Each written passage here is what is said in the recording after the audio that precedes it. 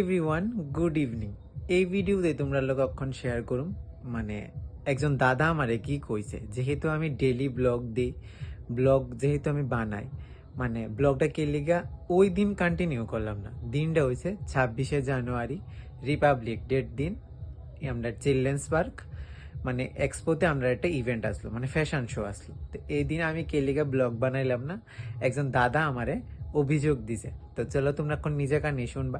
আর sorry, এই ভিডিওটা আমি আরো অনেকদিন আগে আপলোড করতাম, কিন্তু এই সুযোগটা আর আমার কাছে হয়ে উঠতে আসলো না, তো আর করতে পারলাম না আর কি। তো চলো এখন তোমরা নিজে মুখে মানে নিজেই তোমরা শুনানো দাদা আমারে কি কইছে।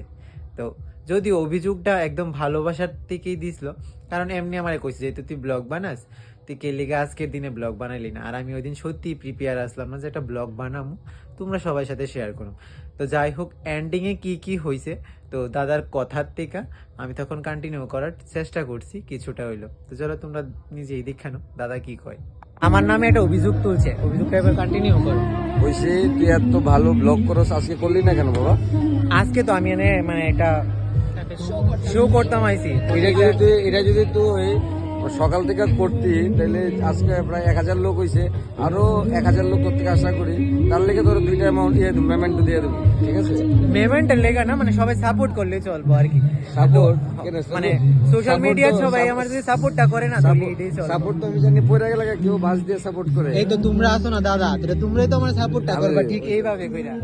ওই যে মধু মধু করবো তুই তো সব সময় আছিস, আমি তো আছি তুই অলওয়েজ আছিস। অলওয়েজ আছি নেক্সট টাইম দাদা হইব তোরা কিটা কইলো ব্লগ তৈরি করছি না, তাহলে It's your fault.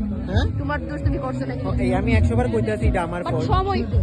সময় কই? সময় পাইছি না, দেখতে ব্লগটা নেওয়া হইছে। Hello hello hello hello hello hello hello.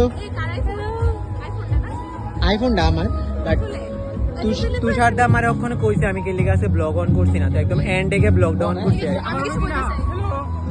কিছু কইবানি? না না, কিছু কইতাম না। এটা একদম এন্ডিং ব্লগ থাকবো, কোনো ইভেন্টের কোনো কিছু থাকতো না, শুধু এই জায়গাটাই থাকবো। এটা বন্ধ করো না, ব্লগ বন্ধ করো। দিয়ে লোক এটা বন্ধ করো। তো তোমরা নিজেই শুনলে দাদা আমাকে কি বললো। তো যাই হোক, এখানে চলছিল আমাদের সবার ফটোশ্যুট, আর যে ইভেন্ট অর্গানাইজার ছিল দিদিয়া, তো দিদিয়ার সাথে আমরা ছবি তুলবো এই নিয়ে কথাবার্তা হচ্ছিল। আর আমরা সব ফ্রেন্ডসরা এখানে ছবি তুলছিলাম, যারা যারা কন্টেস্টেন্ট ছিলাম।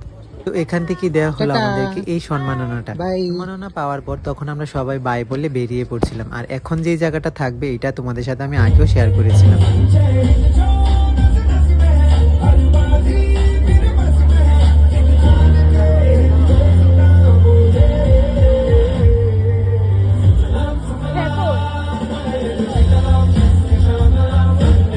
সামনে দিয়ে যাবি না।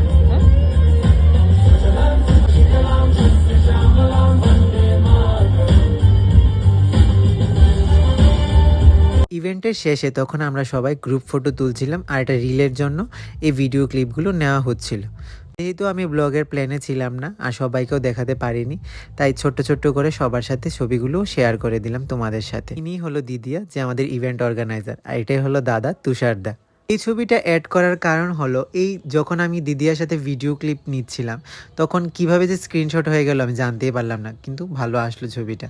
তো আমার সাথে সাথে তারা সবাই ছিল ওইখানের কন্টেস্টেন্ট। খুব এনজয়ফুলি আমরা ইভেন্টটা সাকসেসফুলি শেষ করলাম। তো কেমন লাগলো ভিডিওটা জানিয়ে কমেন্টে।